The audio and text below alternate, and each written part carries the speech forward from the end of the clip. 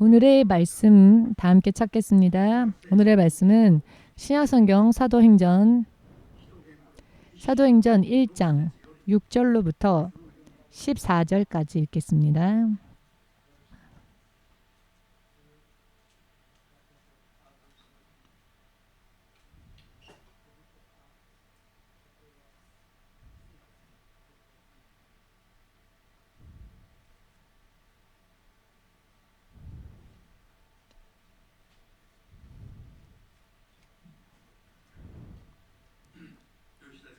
다 찾으셨습니까? 읽겠습니다. 저희가 모였을 때 예수께 묻자와 가로되 주께서 이스라엘 나라를 회복하심이 이때이니까니 가라사대 때와 기한은 아버지께서 자기의 권한에 두셨으니 너희의 알 바 아니요 오직 성령이 너희에게 임하시면 너희가 권능을 받고 예루살렘과 온 유대와 사마리아와 땅 끝까지 이르러 내 증인이 되리라 하시니라. 이 말씀을 마치시고 저희 보는 데서 올리워 가시니 구름이 저를 가리워 보이지 않게 하더라. 올라가실 때에 제자들이 자세히 하늘을 쳐다보고 있는데 흰옷 입은 두 사람이 저희 곁에 서서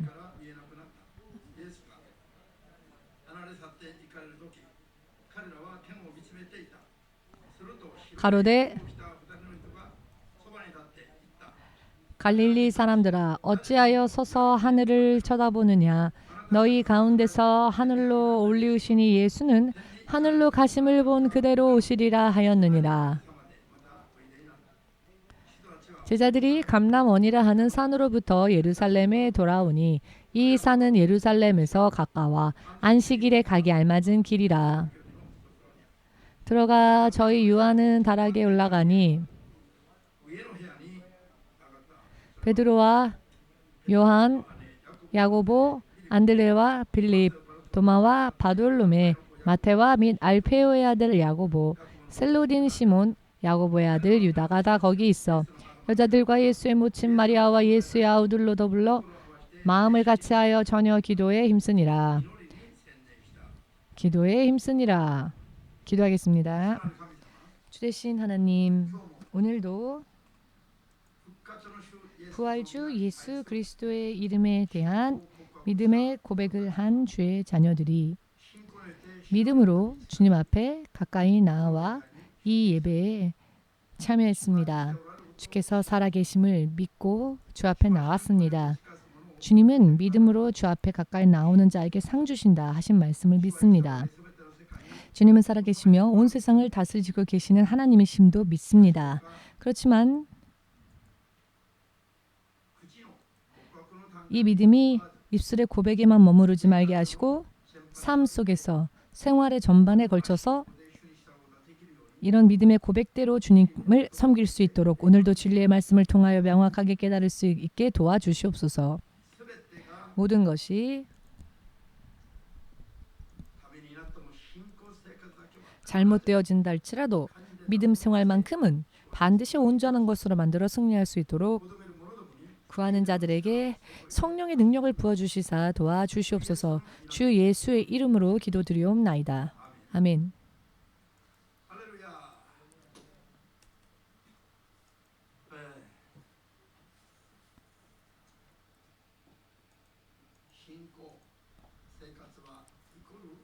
믿음 생활이라 하면 다시 말하면 영적인 생활이라고도 할 수 있겠습니다. 눈에 보이지 않는 하나님의 영을 믿고 하나님의 계획대로 통치되어지는 하나님의 나라에 소속이 되어 하나님의 자녀로서 사는 것. 그렇기 때문에 언제나 그 하나님과 하나님의 모습이 눈에 보이는 것도 아니고 하나님의 역사심이 언제나 눈에 보이는 것도 아니죠. 거의 대부분은 믿음이 없으면 하나님을 향하여 나아가는 믿음 생활을 할 수 없는 그런 현실 속에서 우리는 믿음 생활을 하고 있는 것입니다. 그렇기 때문에 얼마나 이것을 쉬지 말고 끊임없이 노력하지 않으면 안 되는가. 왜냐하면 믿음은 실패해도 좋은 것이 아니라 모든 일에 실패한다 할지라도 믿음 생활만큼은 결코 실패하지 말아야 하기 때문에 벌거벗은 몸인 채로라도 좋으니 노숙자라도 좋으니 아니 병을 짊어진 채로라도 좋으니 생명의 구원만큼은 반드시 획득하지 않으면 안 됩니다. 생명의 구원이라고 말하면 무언가 덤으로 그냥 예수님을 믿으면 죽고 난 뒤에 천국 가는 것 등등은 아무리 강조해도 무언가 자기하고는 먼 이야기처럼 들리는 경향이 있지요. 이것은 올바른 믿음이 아니면 보이지 않는 이야기이기 때문에 그저 먼 이야기로 들리는 겁니다.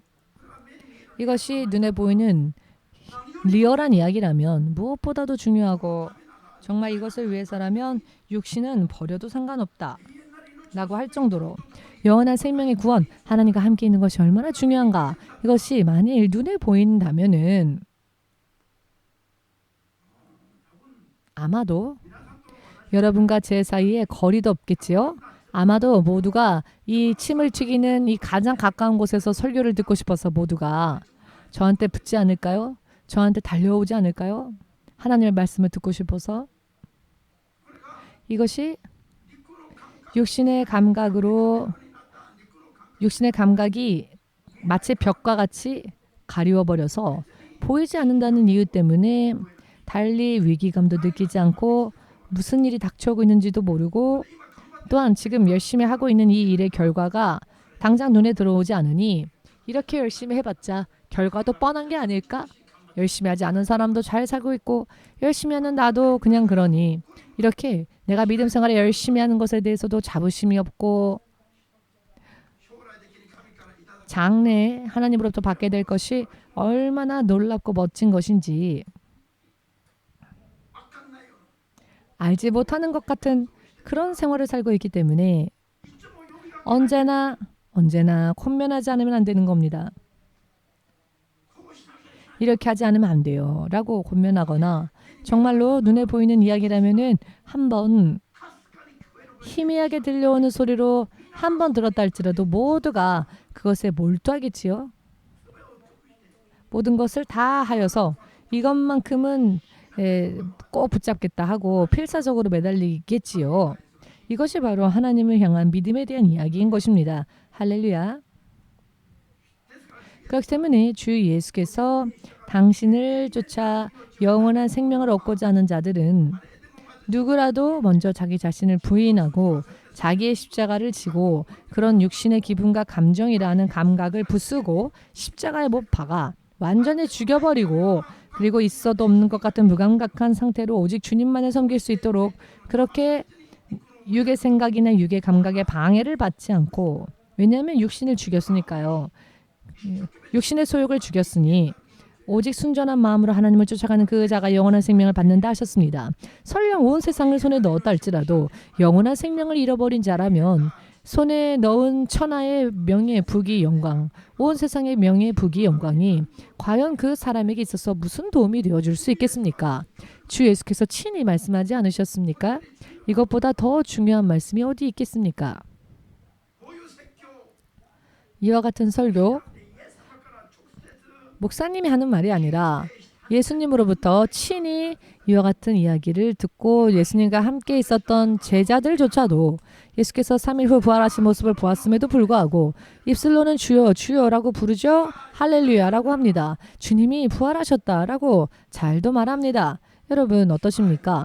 주님께서 부활하셨다. 주께서 다시 살아나셨다. 이 말의 울림이 여러분들에게 있습니까? 울려옵니까? 주께서 부활하셨다. 얼굴을 보니 표정이 하나도 변하는 게 없네요. 왜 그럴까요?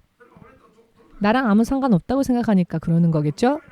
주님이 부활하셨다라고 들으면 무언가 깊은 잠에서부터도 깨어나야 하지 않을까요? 예수께서 예를 들어 십자가 위에서 마지막으로 하신 말씀, 내가 다 이루었노라. 저는 이 말씀을 항상 묵상할 때마다 입술에 둘 때마다 사방팔방으로부터 다 이루었노라 다 이루었노라 이 모든 말씀이 사방팔방에서 집중적으로 저를 향해 달려오는 것과 같은 그런 이 말씀 하나에 예수께서 이 땅에 오신 모든 계획이 이 말씀 한마디에 집중적으로 방향을 맞추어 사방팔방으로부터 예수께서 하신 말씀이 전부 돌아와서 다 이루었노라. 이렇게 하나가 되는 듯한 장엄한 기분을 느낍니다. 다 이루었도다. 무엇을 이루셨습니까? 예수께서 이 땅에 오신 목적을 다 이루셨습니다. 다 이루셨다라고 하는 것은 사람에게 있어서 완성되어진 생명의 길을 이제 너희에게 주노니 너희들은 그 생명의 길을 너희들의 것으로 하라라고 하시는 말씀이기도 하지요. 이 말씀의 의미를 음미하지 않으면 안 됩니다. 다 이루었도다라고 말씀하셔도 만행 들어왔다라고 했을 때 느끼는 기쁨보다 별로 기쁨이 없는 것 같습니다. 별로 반응이 없습니다. 내일 교회 오면 2만행 줄게요. 그러니 교회 오세요라고 하면 그 2만행 받기까지 아주 집중하겠죠? 그런데 예수께서 다 이루었노라. 주께서 부활하셨다라는 말씀에 그 이상의 기분과 감각이 있어야 하지 않겠습니까? 그렇지 않습니까? 여러 많은 이유에서 방해받고 있기 때문에 더 가까이 나가질 못하죠. 이게 문제인 겁니다. 이것은 자기의 십자가를 아직 지지 못하고 있기 때문에 그렇습니다. 육신의 여러 많은 생각과 기분, 감정에 방해받고 있기 때문에 이게 이런가 저게 저런가 언제나 이런 마음에만 머물러 있기 때문에 예수께서 부활하셨다라고 말을 들어도 아 그래? 근데 나는 지금 너무 바빠. 나는 지금 고기를 잡으러 가야 돼. 생선을 잡으러 가야 돼. 물고기를 잡으러 가야 돼. 이렇게 이런 생각이 그 사람을 지배하고 있는 겁니다. 오늘 밤 먹을 것이 없으니 오늘 밤에 식량이 없으니 물고기를 잡으러 가지 않으면 먹을 게 없다. 예수께서 부활하셨다라는 이야기를 들었을 때 할렐루야라고 입술은 외쳤죠. 그런데 제자들은 의식으로는 어땠냐면은 그래도 물고기를 잡지 않으면 먹고 살지 못한다라는 거였죠. 3년 6개월 동안 예수님과 함께 있었던 제자들의 믿음의 레벨 또한 이랬습니다.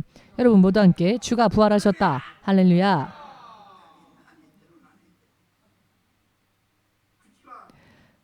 입술로는 종교적으로 주님을 찬양한다 할지라도 주를 부른다 할지라도 생활은 의식은 마음은 오직 물고기를 잡는 데 집중하고 있고 물고기를 잡지 못하면 오늘 밤 먹고 살지 못한다. 이것이 바로 종교적인 레벨의 신앙인 것입니다. 확실하게 인식하시기를 주 예수의 이름으로 축복합니다.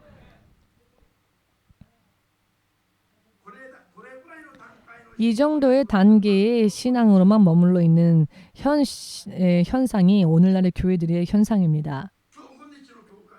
오늘날 교회들은 아직도 이런 현상에만 머물러 있습니다. 왜냐하면은 성령의 인도하심을 받아 이런 일들이 일어났다라고 하면 오히려 신비주의다라고 정죄하고 이상한 사람이다라고 정죄하고 이렇게 정죄를 합니다. 종교적으로 다른 종교도 인정해주고 사람들끼리 서로 화목하게 살자 하면 큰 위로를 받았습니다. 인생이 힘들고 지치는데 교회 와서 위로를 받았습니다. 온 세계에 죄를 회개하지도 않는 사람들과도 하나가 되어 이성적으로 지성적으로 인간들끼리 사이좋게 지내자. 이러면은 이 목사님은 참 융통성이 있다. 마음이 넓은 분이다. 생활의 현장에서 악착같이 일하면서 여러 많은 상황 속에서 사람들과 부닥치면서 너무너무 힘들었는데 교회 오니까 이 사람도 저 사람도 모두 온 세상 사람들 다 합하여 하나가 되자. 예수님은 불교도들도 사랑하신다. 불교도들을 위하여서도 죽으셨다. 그러니 우리들이 저 불교도들을 품어야 합니다. 라고 하면 굉장히 마음이 넓은 분이시다라고 이슬람 교도들도 품읍시다. 이슬람 교도들을 위해서도 죽으셨으니까요. 라고 하면 이 목사님은 마음이 넓으시다. 라고 합니다. 그렇지만 오직 예수님에게만 구원이 있습니다. 라고 하면 독단적이다. 마음이 협착하다. 사랑이 없다.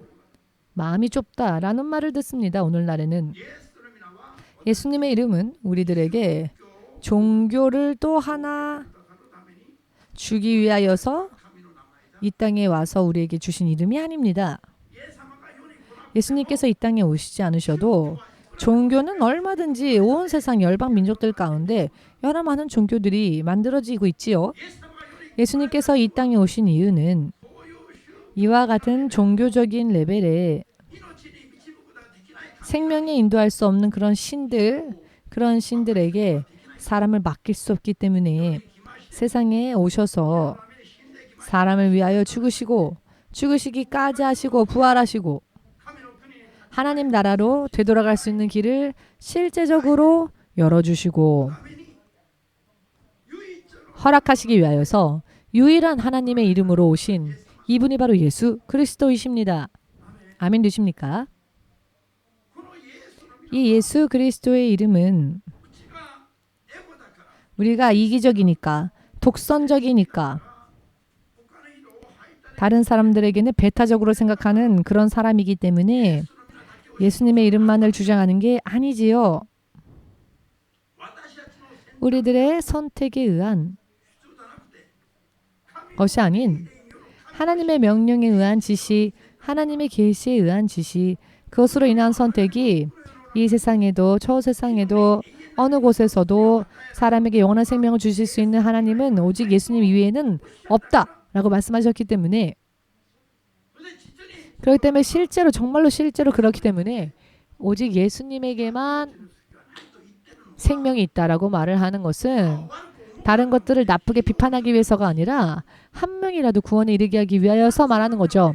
비판하기 위해서가 아니라 이 사실을 확실하게 전하여서 예수님의 이름으로 오직 구원의 길이 열리니 이 길에 모두가 되돌아와서 모두가 영생을 얻기를 원하기 때문에 이 이름을 선전하는 것이죠.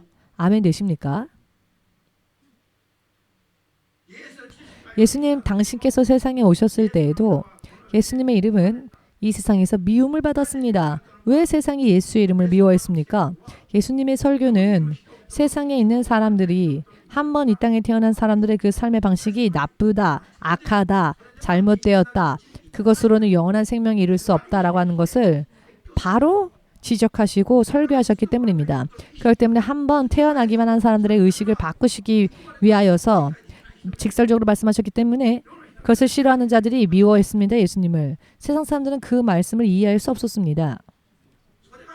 그것을 이해할 수 있는 유일하신 분은 주 예수의 성령님 이외에는 안 계십니다. 세상 사람들은 하나님께서 이 땅에 오셨는데 그 하나님이신 예수님을 십자가에 못 박았죠. 몰랐기 때문에 그렇습니다.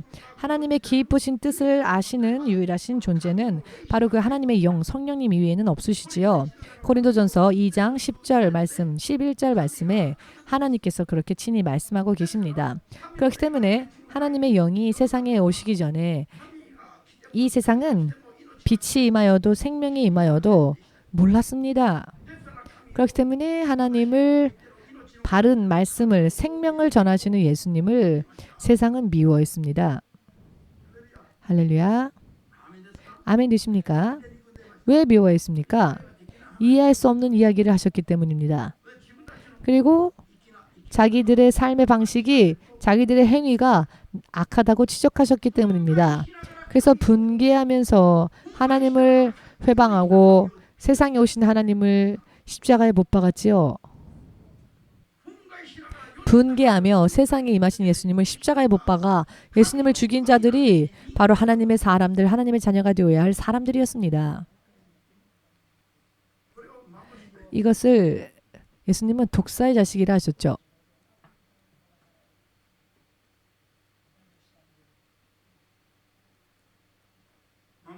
독사.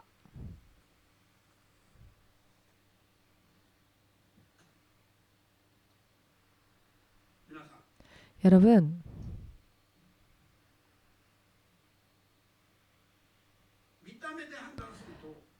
겉모습으로 판단하자면 예수님과 3년 반가량 함께 동행하며 예수님의 입술에서 친히 들려오는 말씀, 가르침, 하나님의 진리의 가르침을 가장 측근에서 듣고 순종했던 따르던 자들이 바로 예수님의 12제자들 아닙니까? 그 후에 70제자들, 그 후에 500여 명의 제자들. 저들은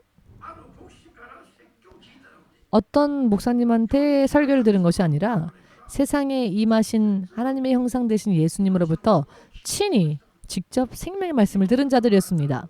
그러나 그럼에도 불구하고 부활주 예수님을 보고 찬양하면서도 한편으로는 그 찬양은 입술 뿐이었고 그들의 삶은 예전 예수님을 만나기 이전으로 돌아가 있었죠.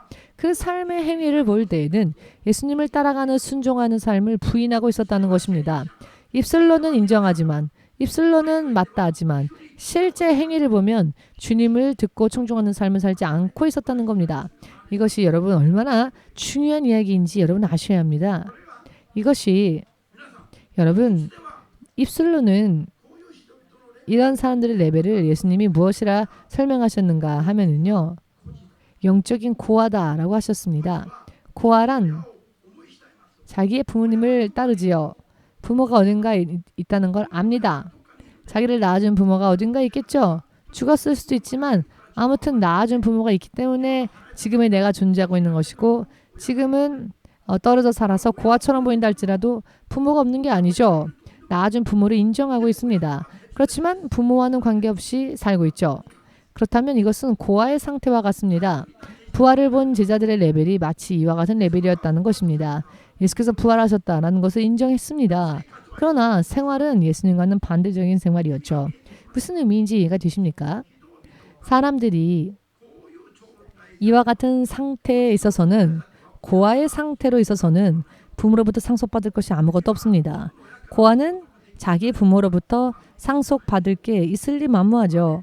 아멘 되십니까? 예수님의 이름을 인정한 고백한 사람들의 그때까지의 단계를 보시면 고아의 상태입니다. 예수께서 부활하시고 하늘로 올리우시지만은 세상에 계시면서 예수님의 이름을 부르는 자들의 상태가 예수님의 이름을 인정하고 예수님의 이름을 고백하는 것만으로는 아직도 그와 같은 상태라서 하나님과 함께 동행할 수 없으니 하나님 나라를 상속받을 수 없으니 이와 같은 고아의 상태로 내버려 두지 않으시기 위하여서 당신을 하늘로 올리신 대신 당신의 영 성령님을 세상에 믿는 자들에게 보내신다 약속하셨죠. 성령을 보내신다라고 약속하신 것은 세상에서 예수님의 이름을 부르던 자들이었습니다. 이해가 되시는지요? 전혀 이야기가 틀리지요. 세상에 있어서 세상에 있으면서 주의 이름을 부르는 자들에게 그것을 고아처럼 내버려 두지 않기 위하여서 당신이 성령으로서 다시 오실 것이라 성령으로 오실 때에도 왕권 권세와 능력을 왕으로서의 권세와 능력을 가지고 오신다 하셨죠. 당신을 대신하여. 이것이 바로 성령님을 우리들에게 허락하시는 보내시는 이유입니다. 그리고 세상에서 주의 이름을 부르는 자들에게 구원받는 대속되어지는 때까지 보증으로서 보증 고아와 같이 버려두지 않게 하시기 위해서 고아 같은 자들은 보증이 없는 삶을 살 수밖에 없죠. 언제 쓰러질지 알 수 없습니다. 그렇기 때문에 이것을 성령으로서 구원받는 그 순간까지 보증하고 도우시고 반드시 구원에 이를 때까지 보증하고 도우시기 위하여서 예수님의 성령이 믿는 자들에게 임하신다. 에베소서 1장 14절을 통해 명확하게 가르쳐 주셨습니다. 고아처럼 버리지 않으시고 당신의 자녀로 양육하시기 위하여서 반드시 구원에 이르는 자녀로 보증하시기 위하여서 부활주 예수 그리스도가 하늘로 올리우시는 대신 성령님을 마치 하나님 바로 당신이신 또 성령님을 보내주시리라 약속하셨죠. 성령님은 그 권세에 있어서도 능력에 있어서도 신분에 있어서도 역사에 있어서도 하나님의 예수님의 아버지 하나님의 형상 되시는 예수님 그리고 하나님의 이름으로 오신 예수님이 하나님의 이름 예수님의 이름으로 자 아버지의 이름으로 이 땅에 온 분이 예수님이시죠. 그 예수님의 영이 성령님이시기 때문에 성부의 영 성자의 영 예수의 영 성령 이렇게 성부 성자 성령은 그 권세에 있어서도 능력에 있어서도 크심에 있어서도 동일하십니다. 이 성령님 삼위일체 되시는 성령님을 우리에게 보내주신다는 것이 얼마나 감사한 일입니까? 우리를 보증하시기 위하여서, 인치시기 위하여서 오신답니다. 성령이 내 안에 임재하셨다 하는 사람은 먼저 그 표적으로서 그 입술에 방언이 나오죠. 성령 받았지만 마치 나는 혼자다라고 생각하는 분, 그런 분이 계시다면 저는 권하겠습니다. 만일 나 혼자 버려진 것 같다 라고 느껴진다면 입술을 벌려 방언해 보십시오. 방언이 나온다면 당신의 성령이 지금 당신 안에 계신다는 증거입니다. 그것이 증거 아닙니까? 그런데 왜 슬퍼하고 왜 근심 어려합니까? 2초만 방언으로 기도해 볼까요? 2초 지났습니다. 이해되시지요? 성령께서 내 안에 계신다는 것을 아시겠습니까? 전능하신 하나님께서 내 안에 계신다는 걸 믿습니까? 전능하신 하나님이 어찌하여 우리 속에 오셨습니까? 여러분들을 기다리기 위하여. 여러분들이 구하지를 않으니, 여러분들이 의지하지 않으니 성령께서 일하지 않으시고 계시는 겁니다. 아멘 되십니까? 전능하신 하나님께서 우리 안에 오셨음에도 불구하고 의지하려 하지 않고 말을 걸지도 않습니다. 그러니 성령께서 우리 안에서 그냥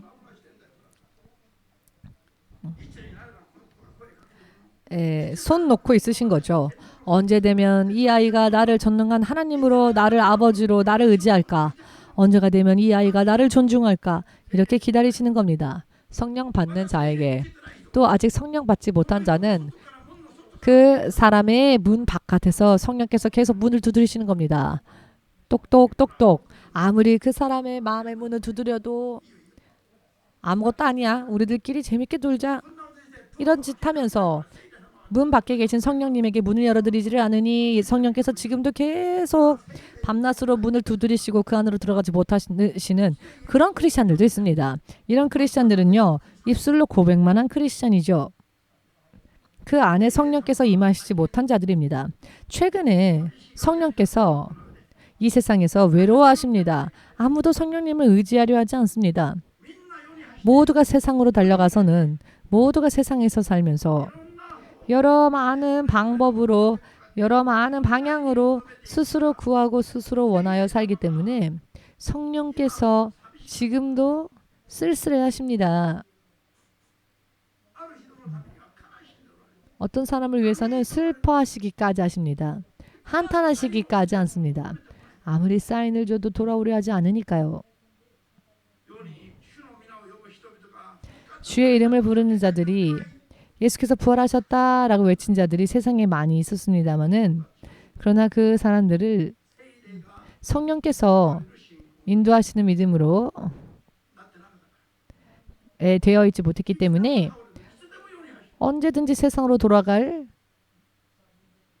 자세를 취하고 있고, 언제든지 부활주 예수님을 구하기보다는 먹고 사는 게 더 걱정되고 먹고 사는 게 더 신경 쓰이고, 사실 이렇게 되는 것은 당연한 거겠죠. 예수님의 성령께 붙들림 받아 인도받지 못하는 사람들은 하나님을 아바 아버지라 부르며 하나님 나라를 상속받는다는 것에 대해 머리와 마음속에 이 생각이 먼저 그를 점령하는 것이 아니라 세상의 것이 먼저 들어와서 그 사람의 마음과 감정, 머리를 지배하기 때문에 성령으로서 하나님을 아바 아버지라 부르며 늘 친밀한 교제를 나누지 않는 신자들은 세상으로 달려가는 것이 그들에게 있어서 최후우선이 됩니다. 왜냐하면은 저들은 하나님 나라에서 하나님 나라를 알 수 있는 영역의 지시가 없기 때문입니다. 하나님을 알 수 있기 위해서는 성령님의 도우심이 있어야 하는데 성령께 의지하지 않은 자가 어찌 알 수 있겠습니까? 알 수 없으니 당연히 눈에 보이는 세상을 우선적으로 할 수밖에 없는 것이죠. 아멘 되십니까? 성령께 붙들림 받고 성령으로 인해 육의 생각을 깨부순 자들을 보고 세상은 처음으로 비로소 저들을 보고 그리스도의 사람이라고 불렀습니다. 주의 이름을 부르고 또 부활하신 예수님을 보고 승천하신 예수님을 보고 다시 오실 것이라는 약속을 받은 자들이 성령님을 구하여 집으로 돌아가지 않고 오직 성령님을 바라며 기도한 자들에게 세상이 붙인 이름은 그리스도의 사람이란 크리스찬이란 이름이었습니다. 여러분, 이 정도의 의미는 일반 성도랄지라도 알아야 합니다. 이것은 여러분들의 신분, 영적인 신분이 어떻게 되는지, 어떻게 변하는지를 판단하는 기준이 되기 때문입니다. 할렐루야. 주의 성령의 충만함을 받아 살지 않은 사람은 자기의 기분, 감정, 육의 생각, 육의 계획대로 사는 크리스찬은 하나님을 아바 아버지라 부를 수 있는 그런 수준이 되지 못했다는 것입니다. 아직도 하나님과는 따로 있는 고아와 같은 상태라는 것입니다. 아멘 되십니까? 기본적으로 하나님의 성령님을 구하였고 내주하셨음에도 불구하고 성령께 충종하지 않는 사람들이 하나님 나라에 갈 수 있으리라고 생각하는 것 자체가 가장 최대의 충격적인 슬픔이 아닐 수 없습니다. 지금 성령께서 세상에 임하시고 2000년이나 시간이 흘렀습니다. 그렇다면 성령께서 지금 오늘날 세계의 교회들을 어느 쪽으로 향해 인도하시는지를 알 수 없는 크리스천이 있다면 그 사람이야말로 영적인 고아죠. 왜냐하면 성부, 성자, 성령께서 이 땅에 임하시고 난 뒤 교회가 탄생하였고 성령께서 교회의 머리가 되셔서 역사하시는데 지금 성령께서 세상에 있는 교회들을 어떻게 인도하시는지는 모르는 채 그저 공부만 하고 주여 주여 부르기만 하고 그 능력만을 구하기만 한다면 그런 사람들이 있다고 한다면 이것이야말로 무엇입니까? 영적인 고아인 겁니다. 지금 주님께서 우리를 어느 쪽으로 향하여 우리를 인도하시는지 어떠한 단계로 우리를 인도하시는지를 알지 못하는 채 자기 나름대로 주여 주여 방언 받았으니까 방언도 말하면서 아무것도 깨닫지 못하는 채 이와 같이 믿음 생활을 한다고 한다면 진짜 성령의 인도하심과는 관계없이 사는 사람들은 고아가 아니겠습니까? 지금까지 제가 주의 성령의 인도하심을 받아 목사가 되고 지금까지 목회해 오면서 성령의 인도하심을 받지 않으면 지난번에 조 갑진 교수께서 오셨죠? 처음으로 신 목사님과 만났을 때 그때를 지금도 기억한다라는 이야기를 해주셨습니다. 신학교 교수를 한국에서 초대할 때에도 기도하여 하나님께서 감동을 주시는 사람이 아니면은 부르지 않는다라는 이야기를 제가 조갑진 교수를 처음 만났을 때 드렸던 이야기인데 그 이야기를 아직도 기억하신답니다. 교회를 신학교를 개개인의 신앙생활조차 하나님께서 인도하시는데 그 인도하시는 하나님은 성령님이시죠. 그렇기 때문에 목사라고 해서 이런저런 궁리하면서 이런저런 교회를 만들어야지 하고 생각도 안 한다. 오직 성령께서 리더이시니까요. 우리는 다만 주의 성령께서 무엇을 생각하시는지 무엇을 계획하시는지 오직 기도하고 구하면서 주께서 알려주시면 그대로 순종하고 가는 것. 나도 순종하지만 무리들도 순종으로 인도하는 것. 이것이 목회의 기본입니다.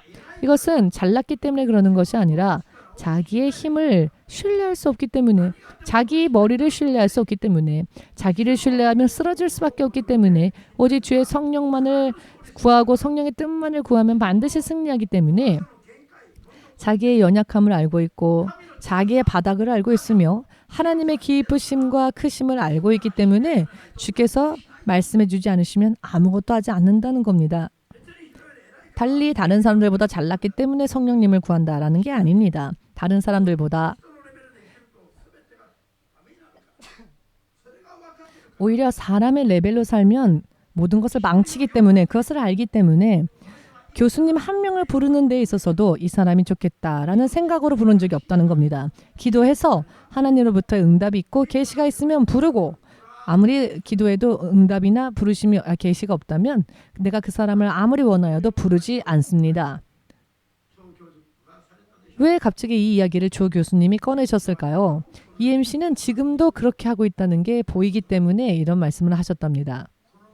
그때의 이야기가 정말이라는 것을 알았다라고 하는 것이죠.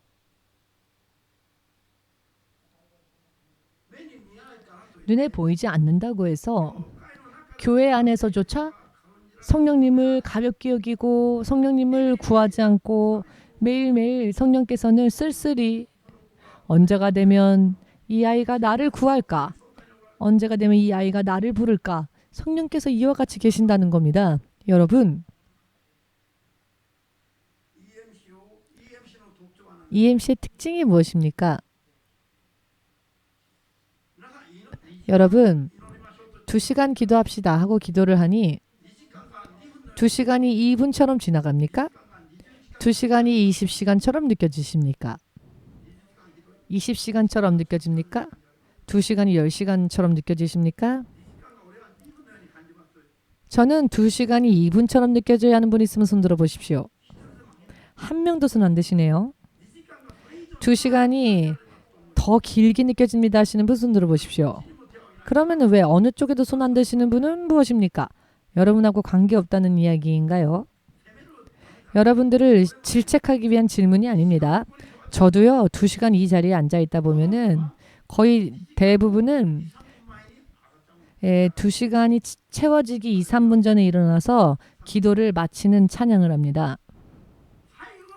마지막 2, 3분이 2시간을 채우기 마지막 2, 3분이 참 길게 느껴지고 9시가 되어서 제가 일어서는 게 아니라 9시 2, 3분 전이 되면 일어나서 주님께 영광 드리는 찬양을 하고 기도를 마치죠.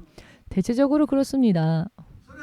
그 정도로 기도가 눈 깜짝할 사이에 너무 즐겁고 재미있고 기도가 재미있고 하는 거는요. 정말 어쩌다가 그렇고요.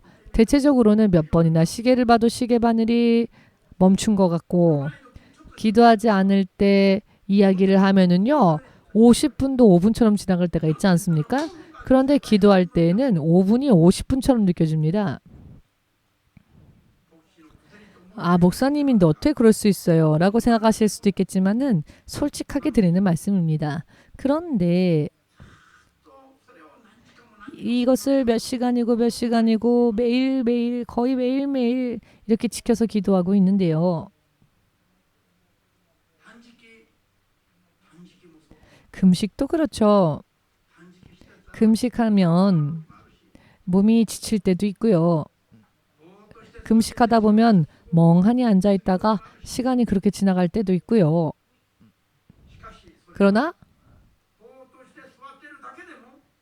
그렇게 멍하니 앉아있는 것만으로도 밥 먹고 일하는 것보다 더 비교할 수 없을 놀라운 하나님의 능력이 주어짐을 알기 때문에 금식하면서도 계속 주여 주여 하고 주의 이름을 부르고 주의 역사하심과 능력을 구하는 것입니다. 그리하면 시간이 흘렀을 때 내가 열심히 해봐도 이것밖에 안 되었던 것이 주님을 의지하여 금식하며 기도하며 이렇게 무기력한 모습일 수는 있겠지만은 그래도 금식하고 기도하며 주님을 바라니 이런 놀라운 결과를 주셨구나라는 것을 체험할 수 있습니다. 그렇기 때문에 이 육신이 좋아서 재밌어서 스스로 자발적으로 기도와 금식을 원하는 것이 아니라 주의 성령이 역사하시기를 원하기 때문에 주의 성령으로 인해 승리하고자 원하기 때문에 또 그것이 승리할 수 있다는 것을 믿기 때문에 하는 거죠. 사실 육신에 있어서는 기도와 금식은 고행입니다. 고행임에도 불구하고 믿음으로 하는 이유는 성령께서 모든 것을 결과 주신다는 것을 알고 있고 믿고 있기 때문입니다. 아멘 되십니까? 이 주의 성령께 지금까지 적어도 27년, 8년 의지하며 믿음 생활해온 결과 역시 틀림이 없구나 라는 확신이 있기 때문에 지금도 계속 그렇게 구하고 있습니다. 이 길에는 틀림이 없습니다. 세상에 무슨 일이 생겨서 쓰러지는 일이 있다 할지라도 절대로 우리는 똑같은 것 때문에 쓰러지지 않을 겁니다. 왜냐하면 주의 성령으로 주께서 보호해 주시는 그 상황 속에서 살기 때문에 조금은 이런저런 일들이 터지면 육의 감각으로 듣고 느끼다 보면은 기분이 나쁘다, 혹은 무섭다, 혹은 두렵다 등등 그런 생각들이 있을 수 있겠죠. 그러나 그것은 단순히 육적인 감각일 뿐입니다. 믿음은 주의 성령과 함께하고 있기 때문에 결과적으로는 다 지나갑니다. 믿음이 없는 사람들은 영향받아 쓰러지지만 우리는 기분이 나쁘거나 두렵거나 할 수는 있겠지만 그것은 육신의 생각일 뿐이고 우리들의 영혼은 주의 성령의 인도하심을 받아 반드시 그 다음 단계로 갑니다. 반드시 승리로 인도함을 받습니다. 그렇기 때문에 주의 성령께 지금까지 의지해온 결과 주께서 우리를 언제 어느 곳으로 어떠한 모양으로 인도하시는지를 감각적으로도 기억하게 되었고 알게 되었습니다. 진실로 지금은 전 세계의 교회를 개혁 레벨로 바꾸지 않으면 안 되는 그런 시대가 되었습니다. 아멘 되십니까? 지금부터 우리는 무엇을 구해야 하는가? 20년 전에 세상이 마지막 때에 자 여러분 처음 2000년 전 성령의 능력이 일어났을 때 사도 바울이 13개의 서신을 썼죠. 그런데 13개의 서신은 전부 전도의 편지 혹은 교회를 향한 경계의 메시지를 위하여 서신을 썼습니다. 일일이 걸으면서 전도할 때도 경계하였죠. 사도 바울이 고린도후서 11장 28절을 통해 이러한 이야기를 합니다. 나는 언제나 교회 일들 때문에 언제나 교회에서 일어나는 일들 때문에 언제나 슬픔이 있다. 언제나 그것이 신경 쓰여서 언제나 그것이 나의 근심거리이다.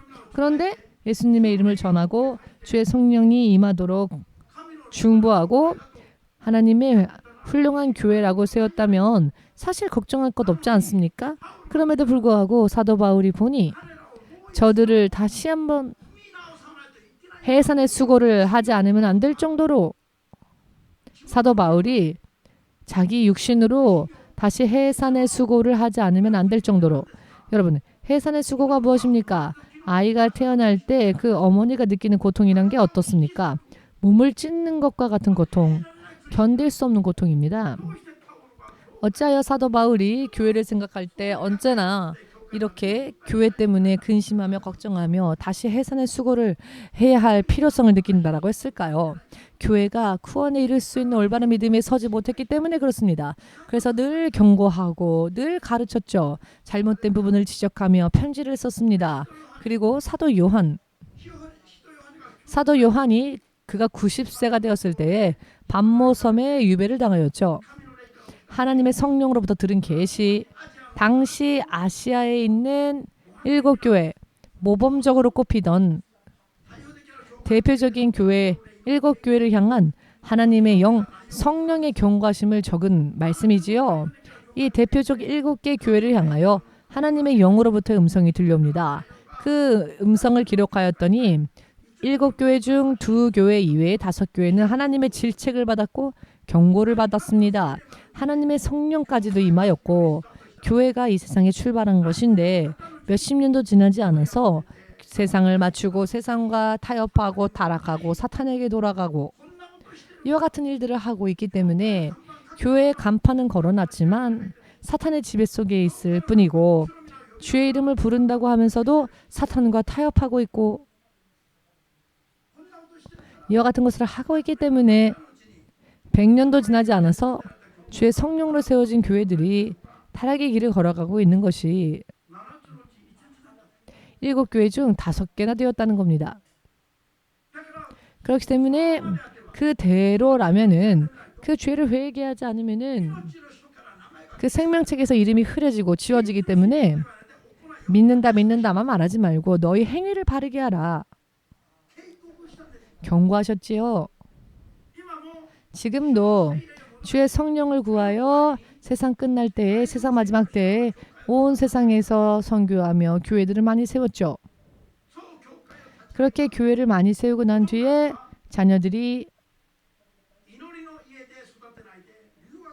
자녀들을 기도의 집에서 키우지는 않고 자녀들을 유학시키죠. 그러면 유학에서 돌아온 그 목회 2세대들이 그 교회의 후계자들이 되어서 교회 담임 목사가 되면 어떻게 될까요? 기도 모임은 점점 사라지고 세미나만 우후죽순처럼 한국 전토에 늘어나게 되었고, 이런 프로그램만 열심히 만들고 세미나만 열심히 합니다. 세상을 이겨야 할 교회가, 하나님의 성령으로 인해 인도하심을 받아야 할 교회가 오히려 사탄에게 속아 사탄에게 패하여, 성령의 인도하심은 말뿐이고 지혜의 말씀, 지식의 말씀, 사람의 연구 대상만 가지고 교회의 레벨을 정해가는 타락을 거듭하고 있는 오늘날, 코로나를 허락하셨더니 도금이 벗겨지고 실체가 드러났죠. 실상은 어떠한 모습이었는지, 정말로 살아계신 하나님을 믿고 있었는지, 혹은 의지도 되지 않는 형식적인 것들만 믿고 있었는지, 살아계신 하나님과 함께하는 믿음이었는지, 하나님의 이름을 부르는 것은 주가 부활하신 후에 입술로는 그렇게 말하면서 실제 생활은 세상으로 향했던 것이었는지 보이지 않습니까? 시련이 임하니. 그러니 이대로라면 교회가 망하는 겁니다. 이런 믿음의 레벨이라면 교회를 다녀봐도 헛수고겠죠. 그러니 개혁적인 레벨로, 개혁적인 차원으로, 덥지도 차갑지도 않은, 사탄도 기뻐하지 않으며 하나님도 기뻐하지 않는 그런 미지근한 믿음을 가지고 나는 계속 살고 있다라고 한다면 그것은 착각이 깊어질 뿐입니다. 지금 때마침 주께서, 코로나도 영적으로는 거의 끝나가지요. 이제는 코로나를 지나가면서 지금부터 주님께서 사용하시는 교회, 사용하시는 믿음, 혹은 이대로는 안 되는 교회, 안 되는 믿음으로 지금 두 갈래로 나누셨습니다. 죽정이와 알곡을 나누는 것처럼 지금 때는 이런 때가 되었습니다. 그런데 지금까지조차 주께서 우리를 어떠한 레벨로, 어떠한 단계로 인도하시는지를 잘 모른다고 한다면 변함없이 경고의 말씀만 들을 수밖에 없는 겁니다. 할렐루야. 지금 교회를 이와 같이 개혁, 전혀 하나님께서 원하시는 이상적인 교회를 앞으로 세상에 세워 나아가야 하는데, 그리고 믿음을 완성하고 주께서 다시 오실 그 순간을 만들어야 할 시기가 시작됐습니다. 올해로부터. 여러분은 그것을 믿으십니까? 시작되었는데 성령의 음성에 민감하게 순종하지 못한 채 공부만 하고 있습니다. 주여 주여 능력 주십시오. 기도는 하는데 어떤 능력이 과연 필요한 겁니까?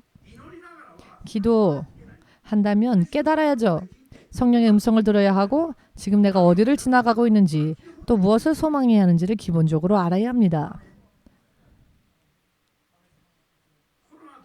코로나를 거쳐가면서 코로나가 무서워서, 백신이 무서워서 꽁꽁 숨어서 당당히 하나님의 영과 더불어 움직이지 않는 사람들, 지켜주시면 감사하고, 설령 코로나에 걸렸다 할지라도 한판 승부다. 코로나가 왔다면 싸워보자. 싸워서 승리하고, 과연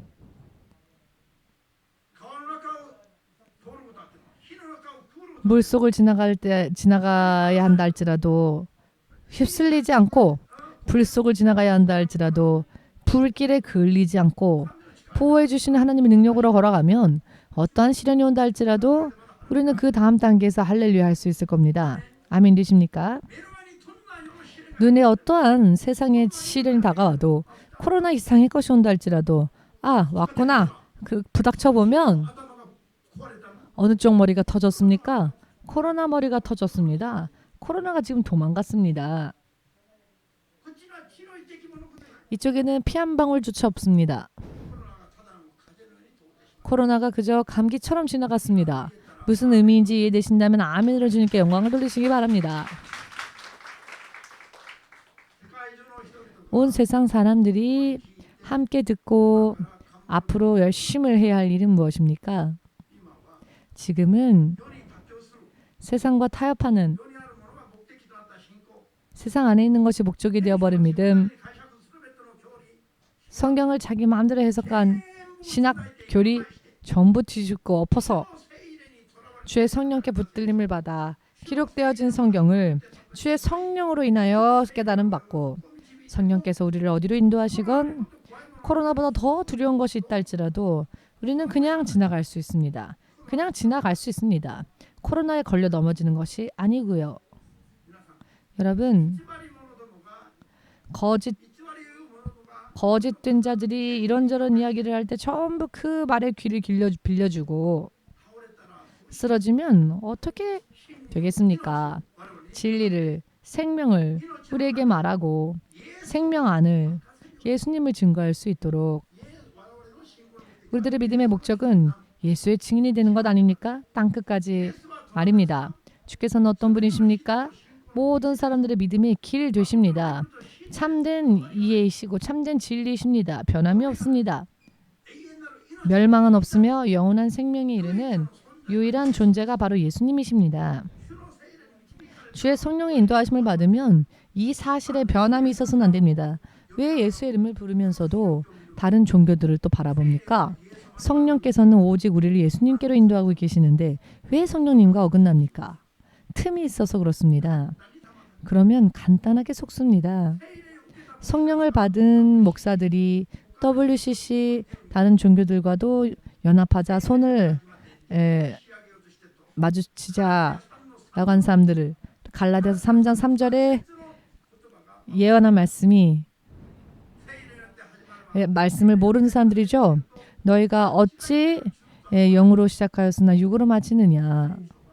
성경이 보이지 않는 사람들입니다. 육신을 떠나는 순간까지 성령으로 시작했다면은 성령으로 맞추고 성령으로 완성하는 믿음에서 단 한 발자국도 벗어나는 일이 없으시기를 예수님의 이름으로 축복합니다. 아멘.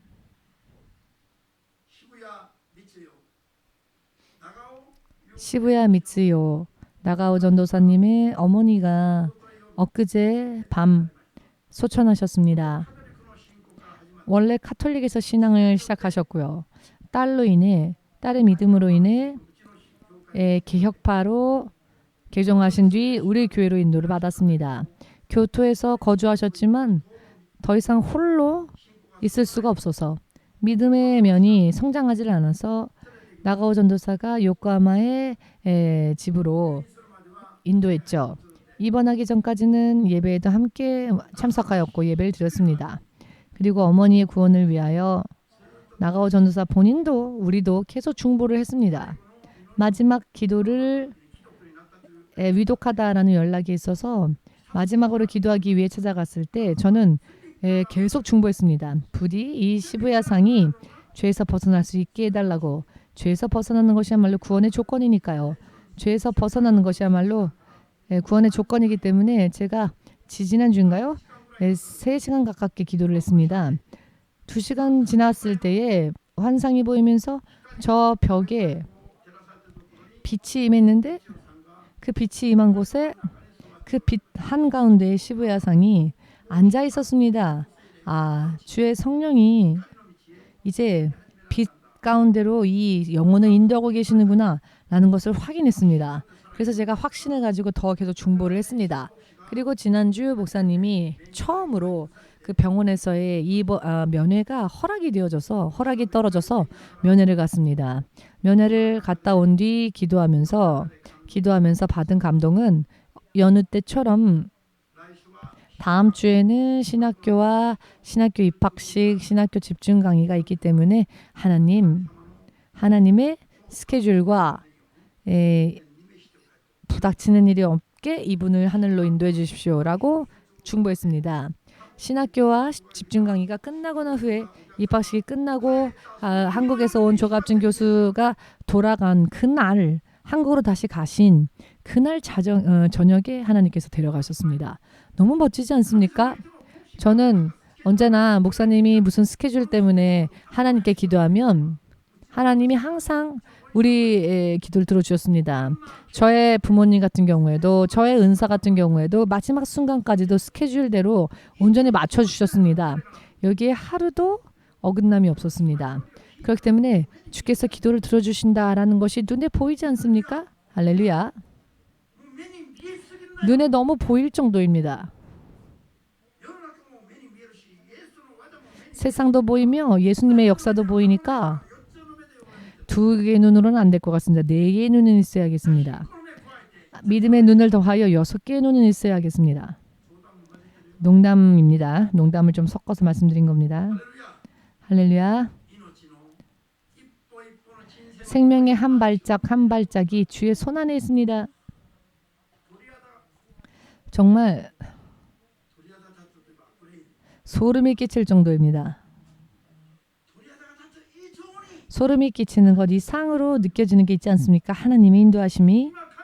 지금 하나님께서 세상 안에 있는 교회를 어떻게 인도하시고 어디로 인도하시는지, 참된 교회로 질책을 받는 일이 없는 완성되어진 믿음을 향해 지금 인도하시고 예수님 다시 오실 예수님께 예수님을 영접할 수 있도록 준비케 하시는데, 왜 코로나 정도로 혹은 왜 사사로운 것으로 주저하시고 두려워하십니까? 어느 학자가 어느 의사가 어느 누군가 이야기한 게 여러분들의 인생의 기준에 무슨 상관이 있습니까? 주의 성령께서 어떻게 말씀하셨는가가 중요하지. 그것이 우리의 기준 아닙니까? 성령은 말씀해 주셨습니다. 코로나는 백신은 육신의 이동 정도밖에 되지 않는다. 영적으로는 아무런 영향이 없다라고 주의 성령께서 말씀하셨는데, 그렇다면 주의 성령의 음성이 기준이 되어야 하는데 누가 이렇게 얘기했다. 누가 이렇게 얘기했다. 여러분 미혹당하지 마십시오. 그런 소리들이 여러분들의 기준이 되면 또 망합니다. 주의 성령의 음성과 성령의 인도하심이 영원한 기준이 되어야 함을 믿으시는 분만 아멘으로 주님께 영광을 돌리시기 바랍니다. 마음껏 영광을 돌리시기 바랍니다. 그렇게 미혹해하는 거짓 예언자들이 예수께서 재림하시기 전에 많이 일어난다 하셨죠. 그것이 예수님 다시 오시기 전에 일어날 징조들입니다.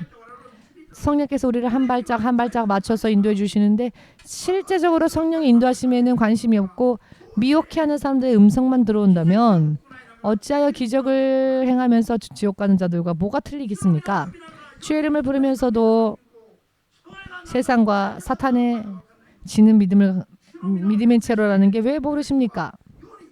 주의 성령 이름을 부르는 자들은 예수님의 크심 속에서 달리고 주님의 영광 속에서 달리며 주의 빛을 비춥니다. 주의 크심과 주의 빛남을 바랍니다. 올해의 약속이 그것이 아닙니까? 이사야서 60장의 약속. 우리에게 주신 약속.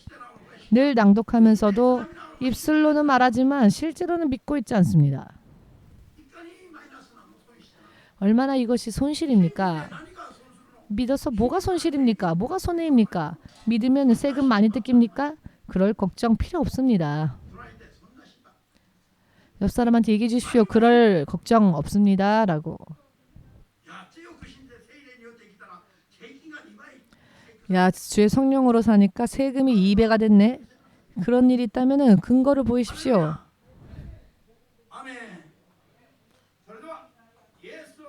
그러면 우리 예수님의 이름을 함께 부르고 기도하겠습니다.